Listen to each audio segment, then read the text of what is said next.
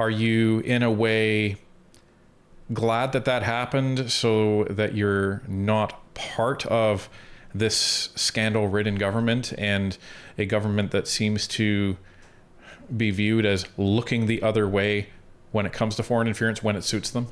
The Lord works in mysterious ways.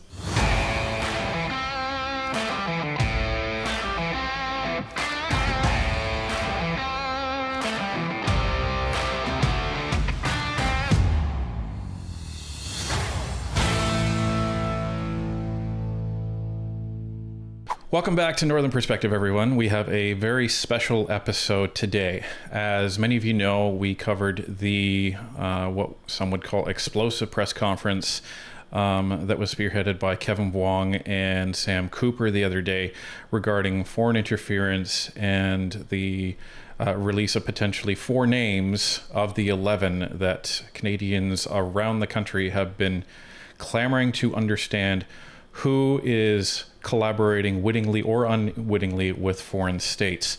And as I follow up to that, we are very fortunate to be joined today by Member of Parliament Kevin Wong.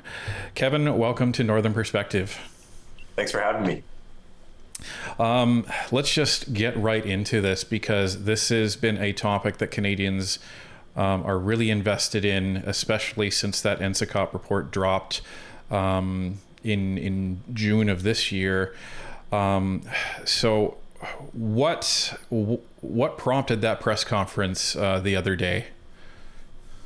I think Canadians deserve the truth, and they deserve to know who the 11 parliamentarians are, because if there are people who are not acting in the best interest of their constituents, of the country and our democracy, well, Canadians deserve to know.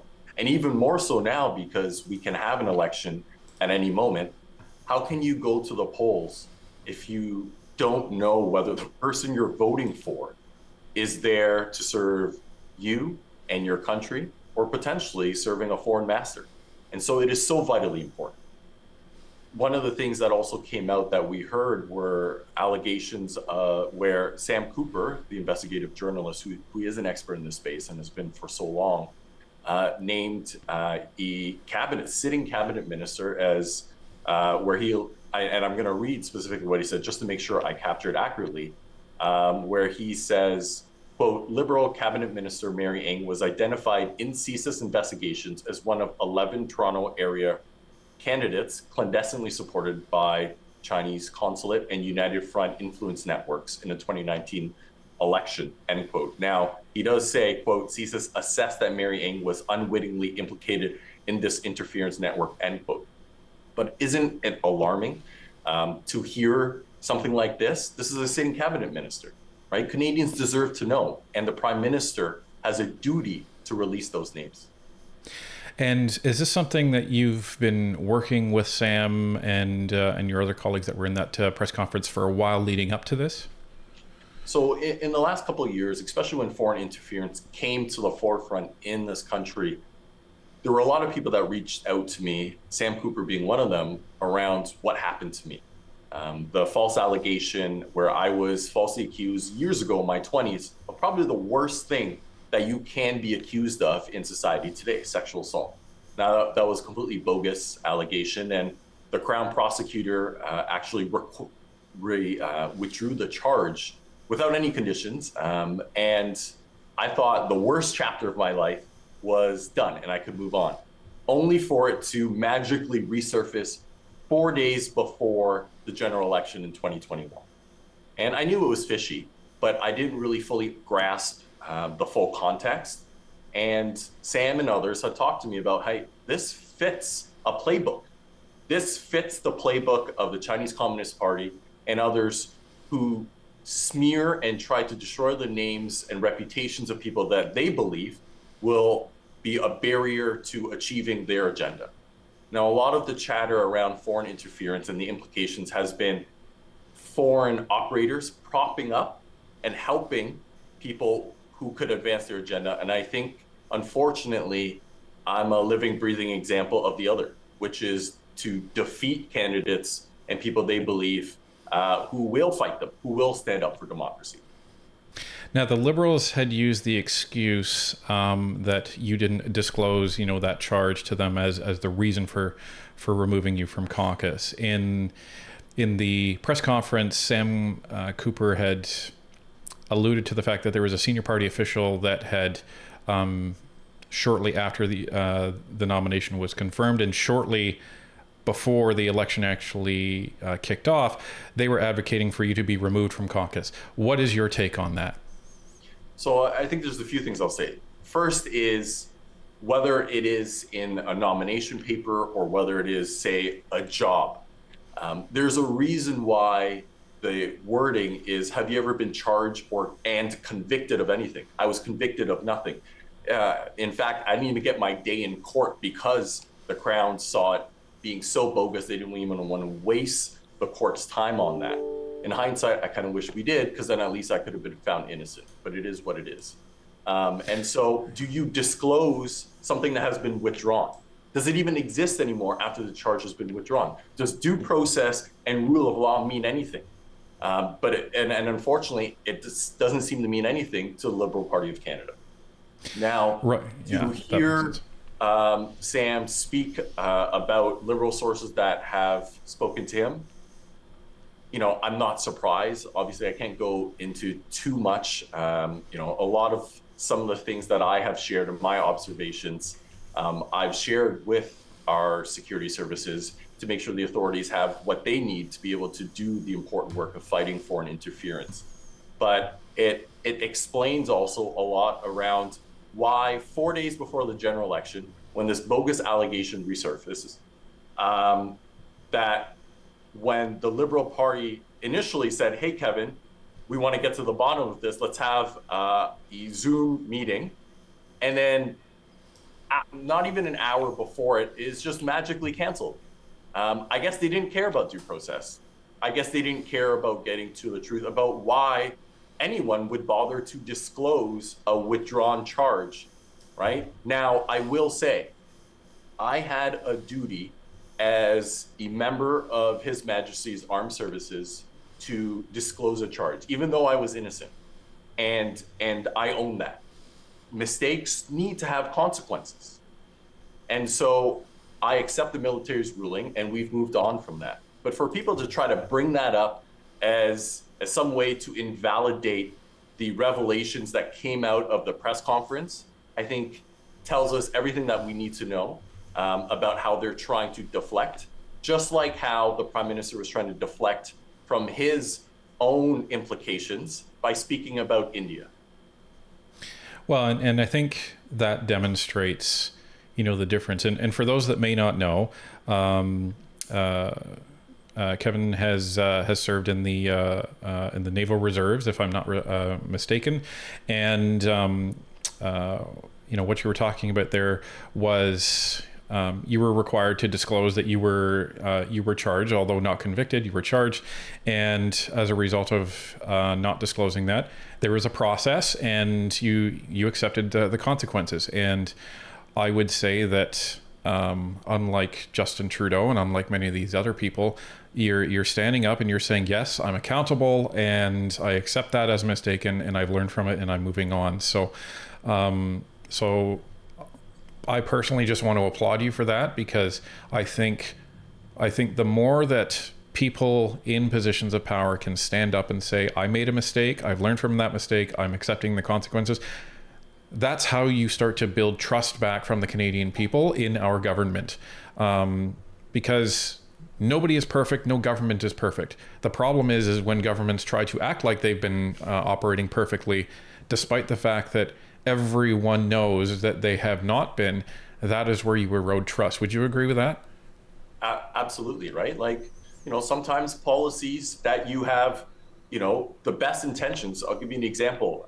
Drug injection sites and safe supply. Who doesn't want to remove toxic drugs? Who doesn't want to protect lives?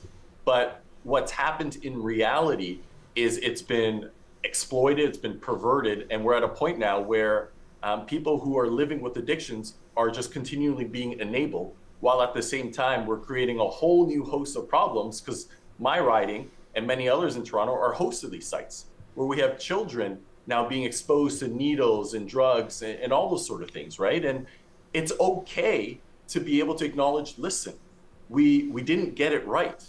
And in fact, I would respect them more for it, but instead continue to double down while more people are dying and more people are getting hurt. That it's just fundamentally wrong. And I don't understand why they continue to do this.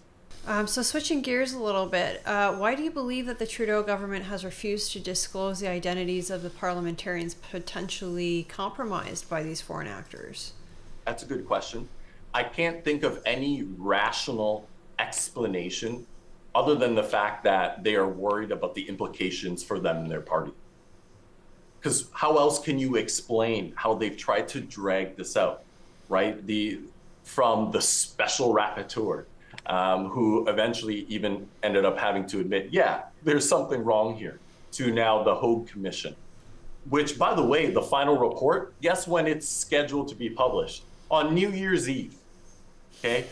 You know, like, how convenient. At a time where Canadians are going to be with our families to ring in the new year, where not paying attention. No one's going to be paying attention, right? I don't think that's an accident.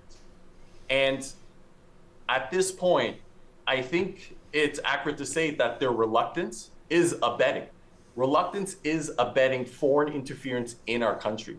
They have been willfully blind, and I think that's why Sam Cooper's book is so aptly named in describing how we got to where we are today.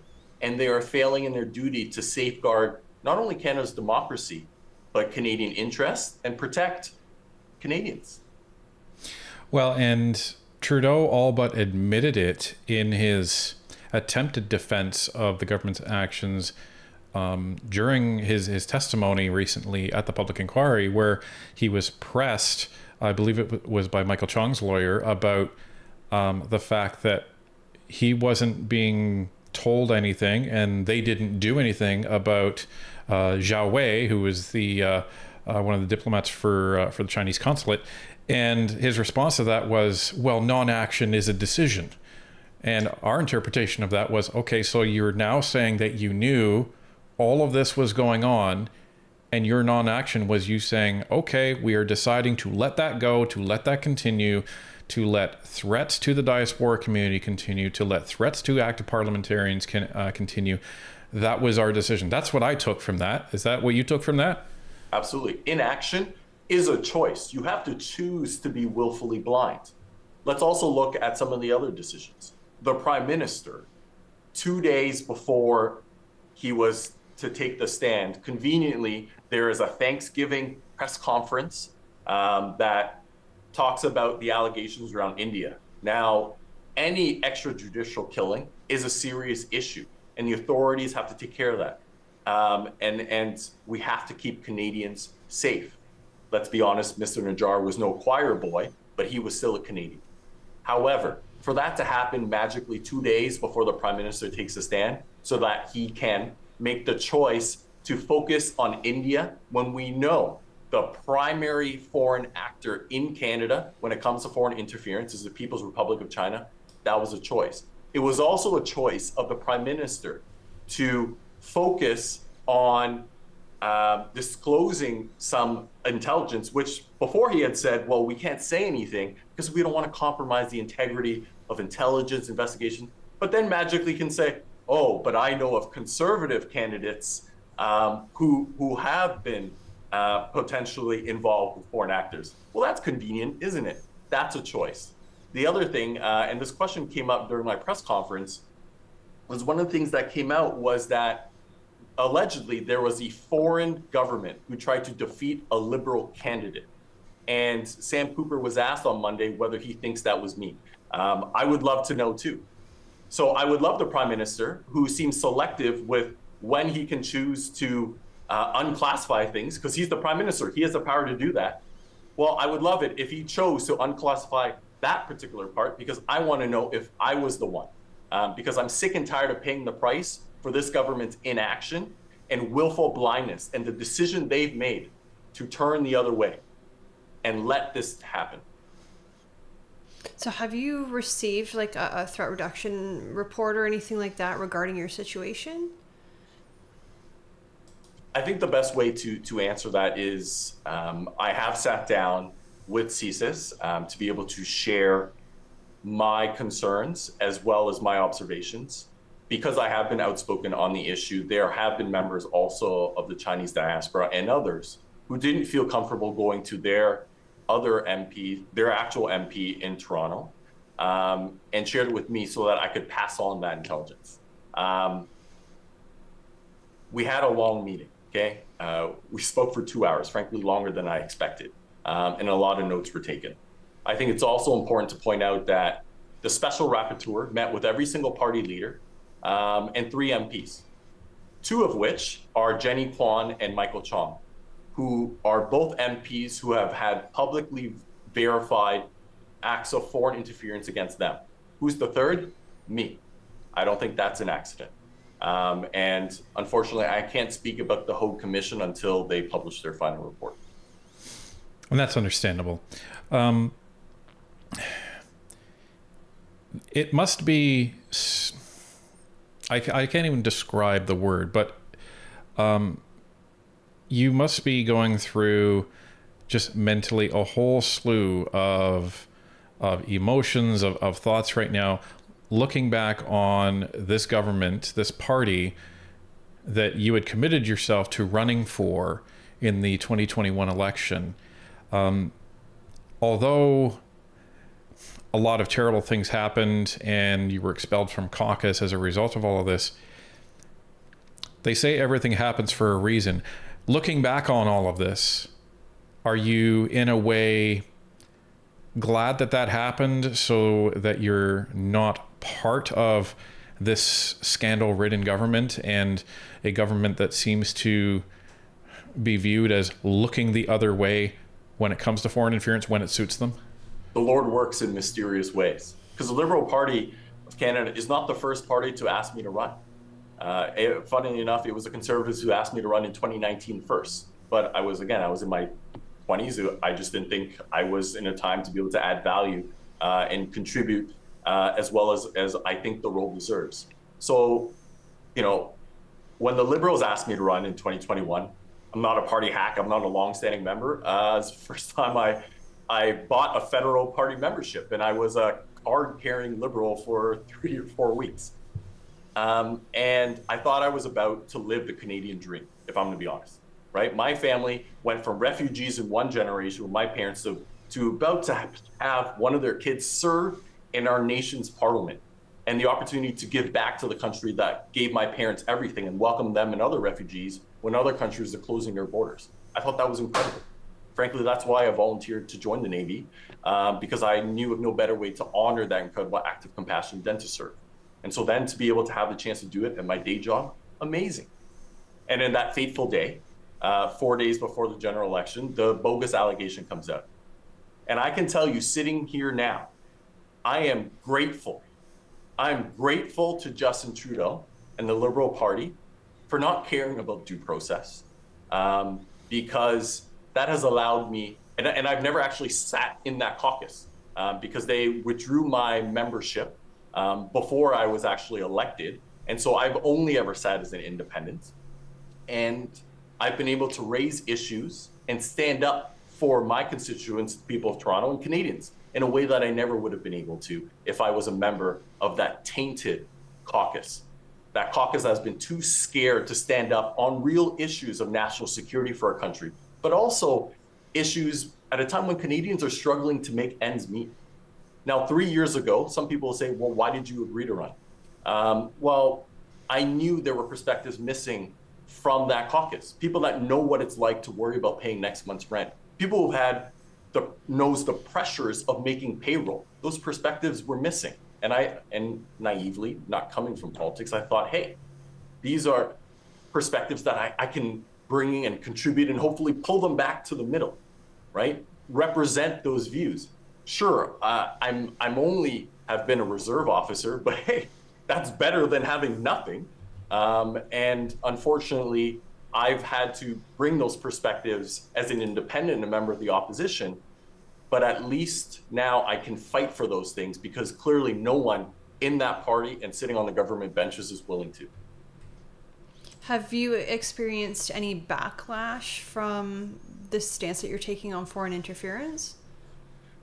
I mean, unfortunately, my family and I have been targeted. I mean, my wife was stalked and followed one Sunday evening during the summer when she was out for a walk. And then the very next morning, Monday, when my wife and I woke up to posters saying Kevin supports genocide all around my home and all along the route that my wife had walked the evening before to send us a message. They knew where we lived. They could get to us and to silence us and to try to intimidate me to not speaking up. And well, bad news, that's not going to happen because there are some things that are more important. And one of those is standing up for our democracy and the country that gave my family everything. And also because I want my daughter to grow up in a country where she will be safe, where her hard work will be rewarded, and where we're a thriving democracy. So you've seen how the whole commission has evolved so far.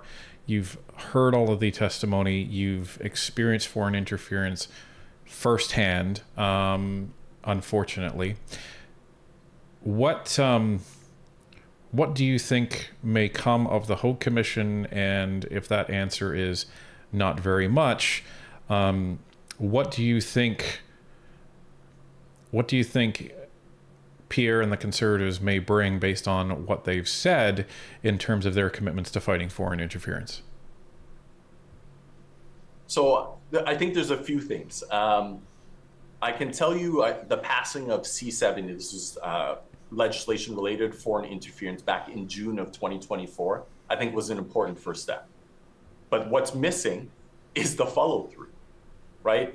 Before my wife and I were followed and stalked and my home was personally targeted, I would have told you, we don't need new rules or laws within the criminal code because criminal harassment, stalking, all those things are already there. But what I realized going through that is it's not fair to leave it up to our local law enforcement officers to understand how this plays into foreign interference, nor is it fair to expect them to have the resources to be able to monitor that.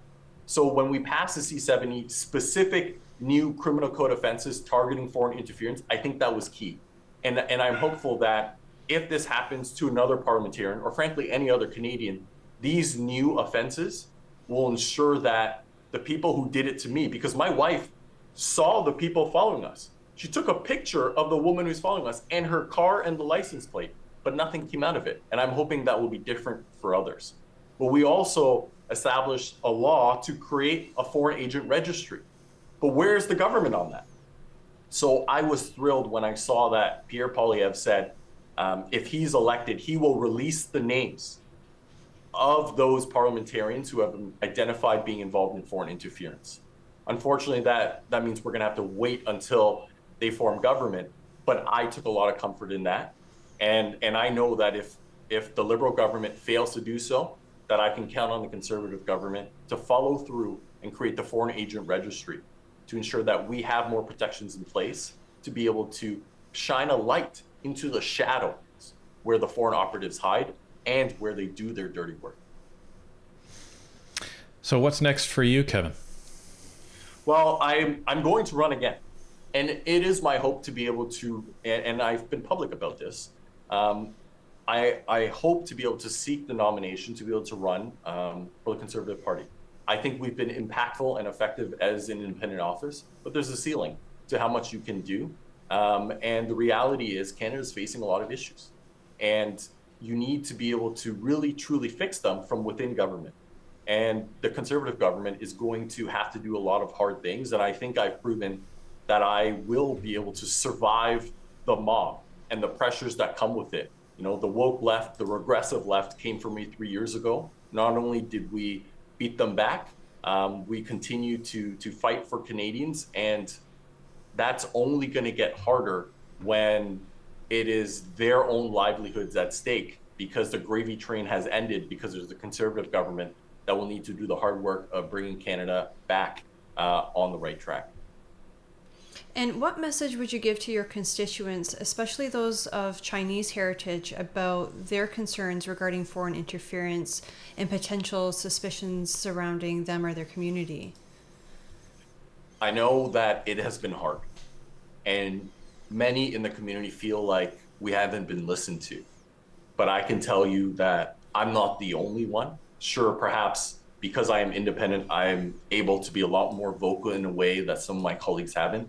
But I know that there's action that is being taken. It's not happening as quick as we want and you deserve, but there will be real action to fight foreign interference, not only from the People's Republic of China, but for many other diasporas, whether it's the Iranian diaspora, whether it's the Russians and Ukrainians and others. And so I will continue to fight. Hopefully I will be able to do that from a continued role as your member of parliament. But if not, it doesn't matter, because I'm still a Canadian. This is still my country, and it's our democracy, and it's worth fighting for. Thank you very much for your bravery in standing up to foreign interference, Kevin. Thank you for speaking out and your pursuit of the truth. And thanks for joining us on Northern Perspective today. Thank you so much for having me. And thank you for shining a light on this, because Canadians need to know. And the more they know, the more we're able to hold the Trudeau government to account.